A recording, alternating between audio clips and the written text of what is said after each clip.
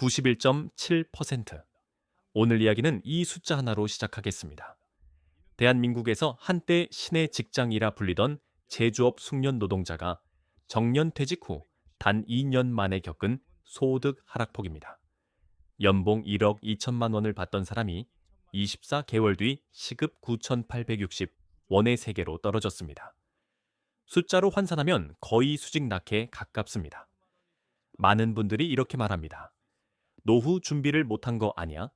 개인이 나태했던 거겠지. 하지만 그건 번지수가 틀린 해석입니다.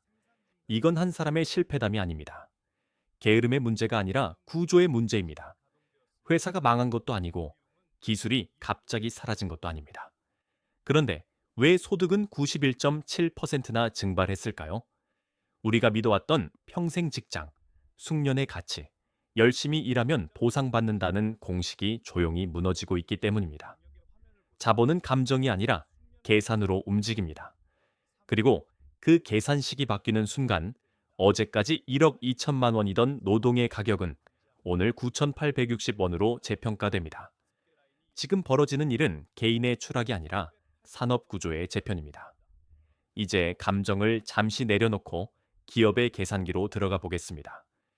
경영진의 테이블 위에는 늘 두 장의 견적서가 올라와 있습니다. 첫 번째는 사람입니다. 연봉 1억 원. 하지만 여기서 끝이 아닙니다. 4대 보험범, 각종 복지 비용, 퇴직 충당금, 교육비, 그리고 무엇보다도 파업과 생산 중단이라는 리스크가 따라 붙습니다.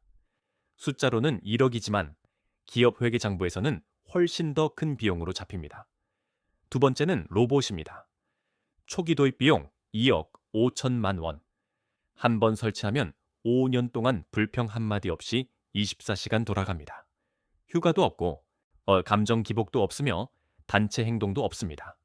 유지보수 비용을 감안해도 총 비용은 명확하게 예측 가능합니다. 자, 여기서 질문을 던져보겠습니다. 만약 여러분이 기업의 오너라면 어떤 견적서에 도장을 찍으시겠습니까? 사람의 숙련과 경험을 선택하시겠습니까? 아니면 예측 가능한 비용과 리스크 제로에 가까운 기계를 선택하시겠습니까? 이것은 선악의 문제가 아닙니다. 기업은 생존을 위해 움직입니다.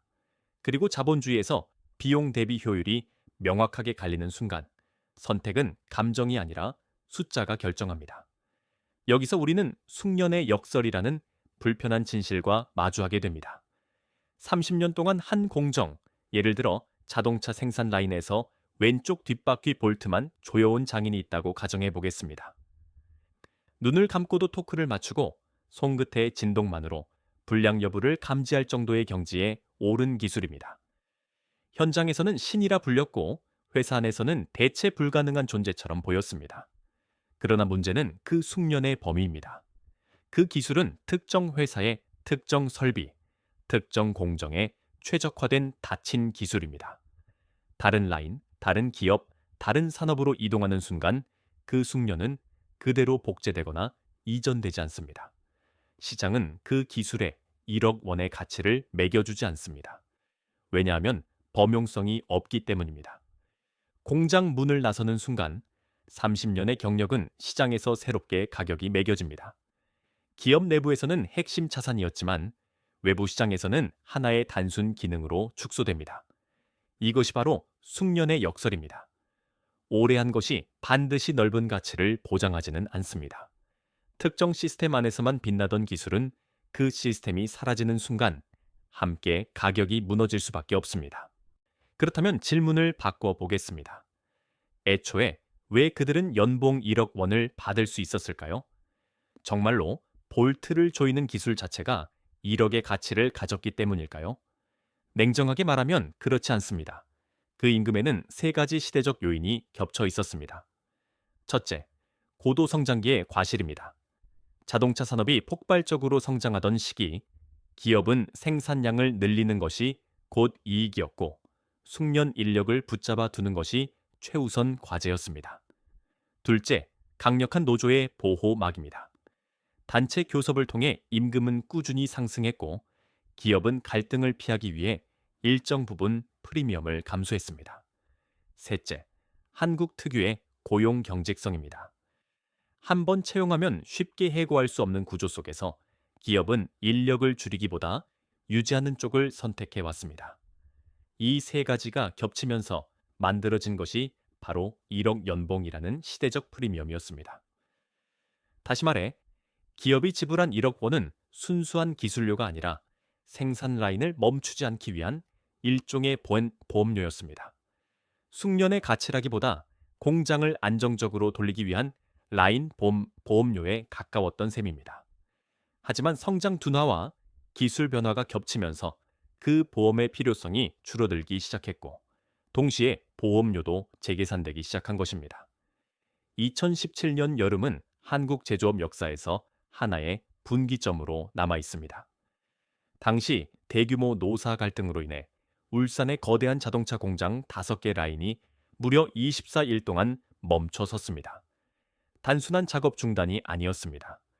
그 결과 생산 차질은 8만 9천 대에 달했고, 금액으로 환산하면 약 1조 8,900억 원이 공중으로 사라졌습니다. 하루 평균 780억 원씩 매출이 증발한 셈입니다. 이 겉으로 보면 협상은 타결됐고 임금 인상과 일시금 지급이라는 결과도 나왔습니다. 노동자 입장에서는 승리처럼 보였을지 모릅니다. 그러나 경영진이 받아든 숫자는 전혀 다른 메시지를 담고 있었습니다. 그들에게 남은 교훈은 단 하나였습니다. 사람은 언제든지 공장을 멈출 수 있는 변수라는 사실입니다. 그 순간부터 인간은 자산이라는 인식은 인간은 리스크라는 계산으로 바뀌기 시작했습니다. 1조 8,900억 원이라는 수업료는 기업의 전략을 근본적으로 전환시키는 계기가 되었습니다. 이후 경영진의 고민은 더 이상 어떻게 사람을 설득할 것인가가 아니었습니다. 대신 어떻게 하면 사람이 없어도 공장을 멈추지 않을 수 있는가로 바뀌었습니다. 이 사건은 자동화와 로봇 투자에 불을 붙인 결정적 트리거였고, 제조업의 패러다임을 바꾼 실질적인 출발점이었습니다. 2017년의 충격 이후 기업의 투자 방향은 눈에 띄게 달라졌습니다. 그 전까지 연간 설비 투자 규모는 약 600억 원 수준이었습니다. 기존 라인을 유지하고 부분적으로 개선하는 데 그치는 정도였습니다. 그러나 노사 갈등으로 인한 막대한 손실을 경험한 뒤 숫자는 급격히 변합니다. 설비 투자는 단숨에 6천억 원대로 뛰어오르며 거의 10배 가까이 증가했습니다. 단순한 확장이 아니라 구조적 전환이 시작된 것입니다. 지난 5년 동안 자동화와 로봇 설비에 투입된 금액만 누적 3조 원에 달합니다. 공장 곳곳에 산업용 로봇이 배치되었고, 과거 수십 대에 불과하던 로봇 수는 이제 수천 대 규모로 늘어났습니다. 이는 우연한 흐름이 아니라 사람으로 인한 리스크를 기술로 대체하겠다는 전략적 선택의 결과입니다. 기업은 감정적으로 반응하지 않습니다. 손실을 경험하면 그 손실을 제거할 방법을 찾습니다.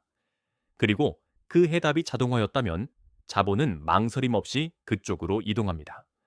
600억에서 6천억으로의 변화는 단순한 숫자의 확대가 아니라 제조업의 중심축이 인간에서 기계로 이동하고 있음을 보여주는 상징적인 신호였습니다. 이제 이 이야기의 핵심, 숫자의 본질로 들어가 보겠습니다.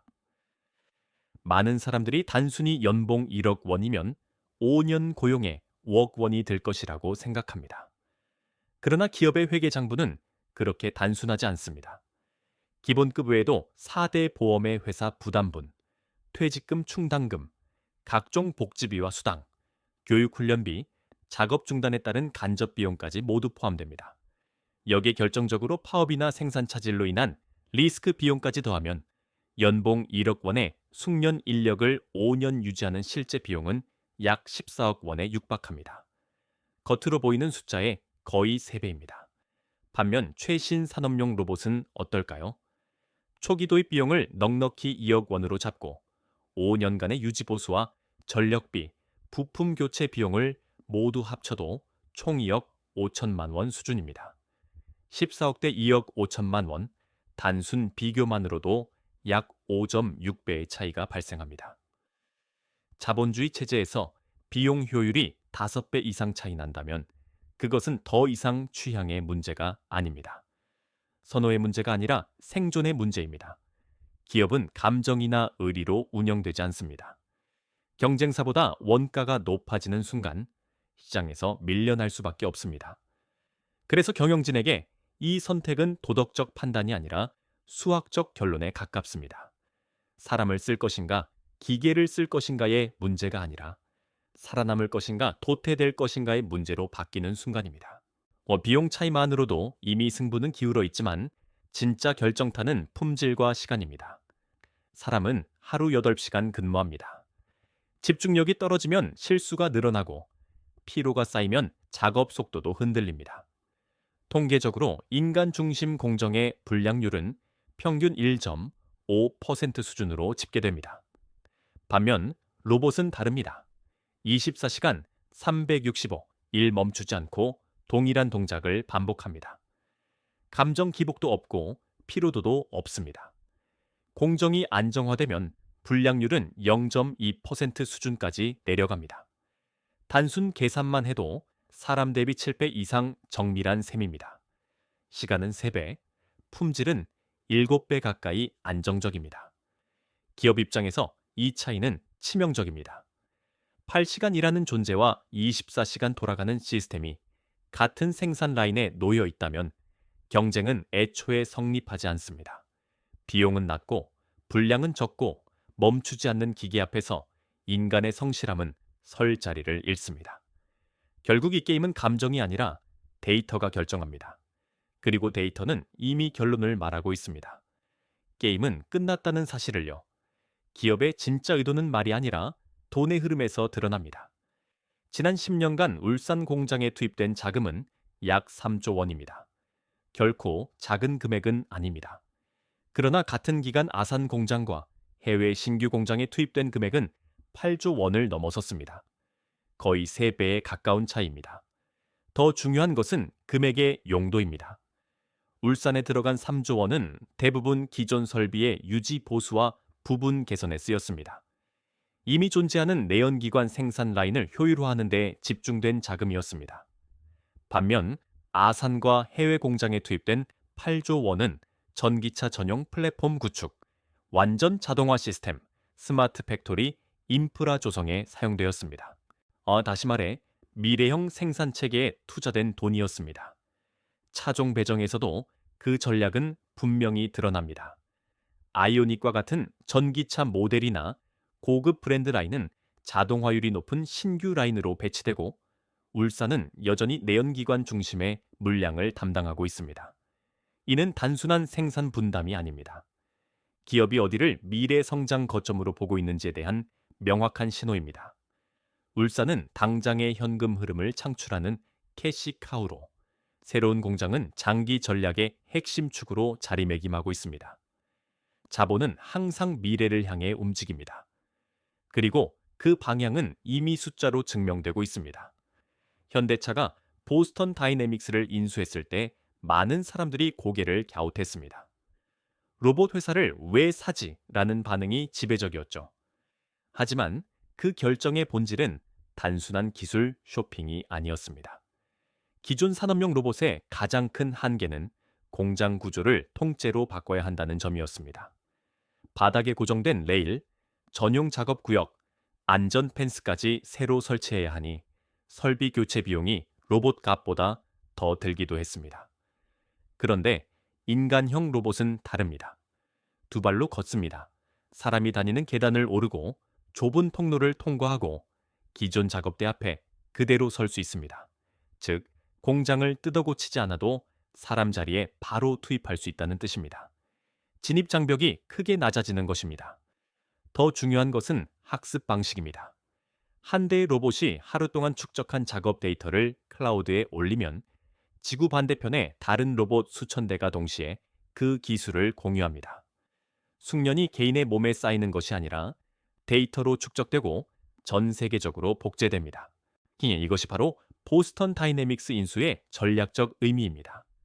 인간형 로봇은 단순한 기계가 아니라 즉시 투입 가능하고 집단지성을 공유하는 플랫폼이기 때문입니다. 이제 국제 비교로 시야를 넓혀보겠습니다.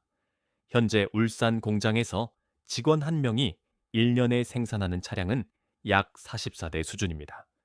반면 노동 유연성이 높고 자동화가 상당히 진척된 미국 공장의 경우 1인당 연간 생산량이 약 88대에 달합니다. 정확히 2배 차이입니다. 같은 브랜드, 같은 회사의 차량을 생산하는데도 효율은 크게 갈립니다. 더 복잡한 문제는 임금 구조입니다. 한국 공장의 평균 임금은 결코 낮지 않습니다. 오히려 미국과 비슷하거나 더 높은 경우도 있습니다. 다시 말해, 더 많은 비용을 지불하면서 생산성은 절반 수준에 머물러 있는 구조가 형성된 셈입니다. 기업 입장에서 이는 장기적으로 지속하기 어려운 조합입니다. 특히 2025년 말 완공 예정인 조지아 공장은 자동화 설비와 유연한 인력 운영 체계를 기반으로 설계되었습니다. 경영진에게 이 공장은 단순한 해외 생산 기지가 아니라 비용과 효율을 동시에 최적화할 수 있는 전략적 거점입니다. 생산성이 높은 공장이 존재하는 한 기존 고비용 저효율 구조는 끊임없이 비교 대상이 될 수밖에 없습니다. 그리고 비교는 결국 선택을 압박합니다. 이제 공장 밖으로 시선을 돌려보겠습니다. 35년을 일하고 손에 쥔 퇴직금 3억 원. 평생 월급 생활을 해온 사람에게 이 돈은 인생 이 막의 자본처럼 보입니다. 처음 몇 달은 여유롭습니다. 여행도 가고 차도 바꾸고 가족과 시간을 보냅니다. 하지만 매달 꼬박꼬박 들어오던 월급이 끊기면 불안은 빠르게 다가옵니다. 결국 선택하는 길은 자영업, 그 중에서도 가장 접근하기 쉬운 프랜차이즈 치킨집입니다. 번화가 30평 매장을 계약하고 권리금, 인테리어, 주방 설비, 초기 물류비까지 합치면 2억 원이 순식간에 빠져나갑니다. 통장에 남은 돈은 1억 원. 조금만 자리 잡으면 괜찮아지겠지라는 기대가 버팀목이 됩니다. 그러나 현실은 냉정합니다. 오픈 초기 한두 달의 매출은 금세 꺼지고 배달 플랫폼 수수료와 인건비, 원재료 가격 인상이 수익을 잠식합니다. 하루 12시간 기름 앞에 서 있지만 월말 정산표에는 마이너스 200만 원이라는 숫자가 찍힙니다. 적자를 메우기 위해 남은 퇴직금을 조금씩 꺼내 쓰다 보면 1년 반이 채 되지 않아 자금은 바닥을 드러냅니다. 결국 폐업을 결정하지만 권리금은 회수하지 못하고 철거 비용까지 부담한 뒤 손에 남는 돈은 5천만 원 남짓입니다. 3억 원이 5천만 원으로 줄어드는 데 걸린 시간은 18개월. 이것은 특별한 실패담이 아닙니다. 통계청 자료에 따르면 자영업 창업자의 70%가 3년 안에 폐업합니다. 준비되지 않은 은퇴와 막연한 창업이 만나면 소득 절벽은 현실이 됩니다. 그리고 그 끝에서 다시 최저임금 노동으로 돌아가는 악순환이 시작됩니다. 이 거대한 변화 앞에서 사람들의 반응은 크게 세 가지로 갈립니다. 첫째는 부정하는 사람들입니다. 설마 기계가 사람을 다 대체하겠어? 기술도 한계가 있지 라고 말하며 현실을 외면합니다. 회사가 자신을 지켜줄 것이라는 막연한 신뢰에 기대어 변화를 소음으로 취급합니다. 하지만 파도는 믿음과 상관없이 밀려옵니다. 둘째는 저항하는 사람들입니다. 자동화 도입 반대, 일자리 사수 구호를 외치며 맞서 싸웁니다. 심정적으로는 이해할 수 있습니다. 생존이 걸린 문제이기 때문입니다. 그러나 효율이 5배, 10배 차이 나는 기술 앞에서 감정적 저항은 오래 지속되기 어렵습니다. 역사는 기술의 손을 들어왔습니다. 셋째는 적응하는 사람들입니다. 조립을 고집하는 대신 로봇을 관리하는 쪽으로 방향을 틉니다. 현장의 플레이어에서 시스템을 읽는 관리자로 포지션을 바꿉니다. 변화의 신호를 위기로 받아들이지 않고 기회로 해석합니다. 결국 미래를 결정하는 것은 기술 그 자체가 아니라 그 기술 앞에서 어떤 태도를 선택하느냐입니다. 그러나 모든 사람이 같은 결말을 맞이하는 것은 아닙니다. 변화의 초입에서 방향을 틀었던 소수는 전혀 다른 미래를 마주합니다. 가령 생산직 3만 명 중 단 1%, 300명만이 스마트 팩토리 교육에 자발적으로 참여했다고 가정해 보겠습니다. 이들은 퇴근 후 코딩과 공정 데이터 분석을 배우고 로봇 제어 시스템을 익혔습니다. 2년 뒤 경영진 회의실 스크린에는 2개의 성적표가 올라옵니다. 로봇이 중심이 된 A라인은 생산성 140%, 불량률 0%에 가까운 수치를 기록합니다. 반면 기존 인력이 중심인 B라인은 생산성 80%, 불량률 1.5% 수준에 머뭅니다. 숫자는 냉정합니다. 그리고 그 숫자는 보상 체계를 바꿉니다. 이때 교육을 받았던 300명은 단순 작업자가 아니라 로봇 슈퍼바이저라는 새로운 직함을 갖게 됩니다. 수십, 수백 대의 로봇을 통합 관리할 수 있는 인력은 기업 입장에서 대체 불가능한 자산입니다. 연봉은 1억 5천만 원 수준으로 재평가됩니다. 한 사람의 노동이 아니라 시스템 전체를 통제하는 능력이 가격을 결정하기 때문입니다.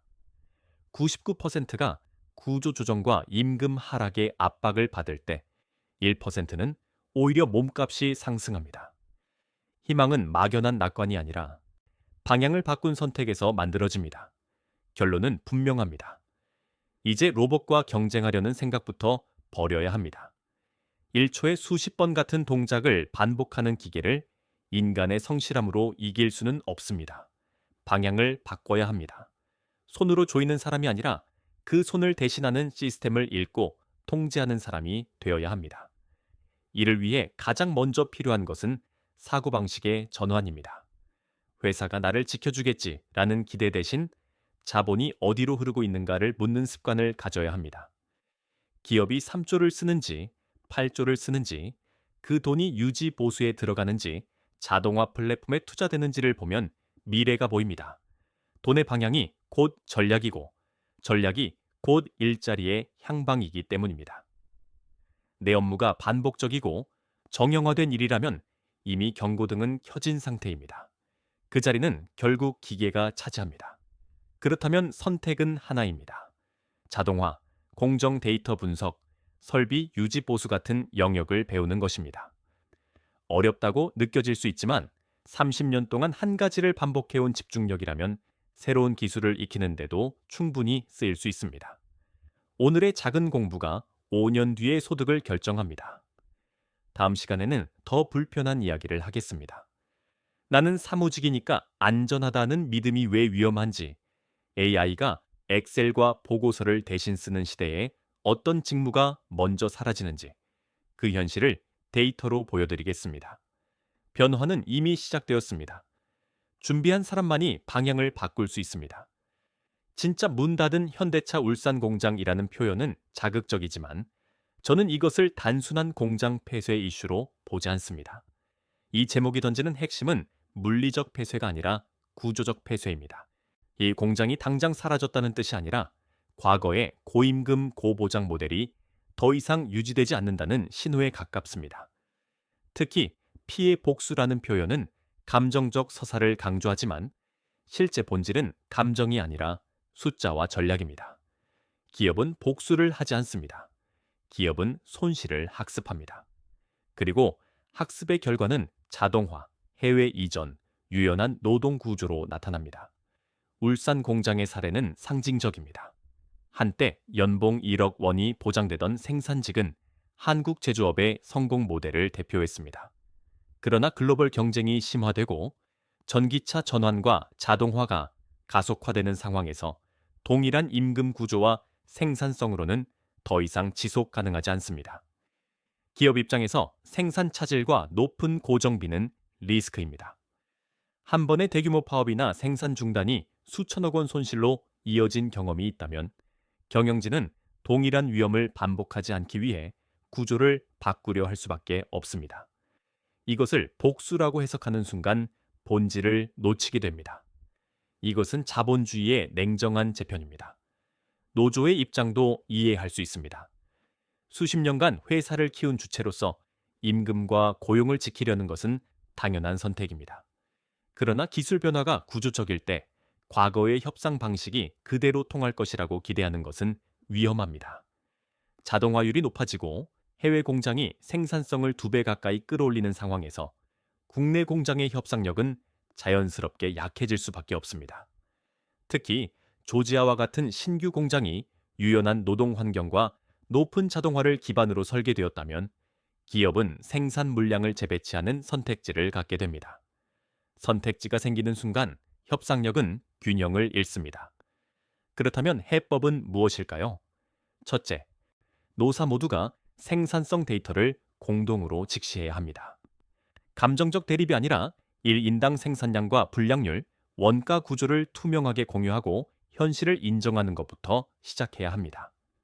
둘째, 임금 체계를 단순한 연공 중심에서 역할 기술 중심으로 전환할 필요가 있습니다.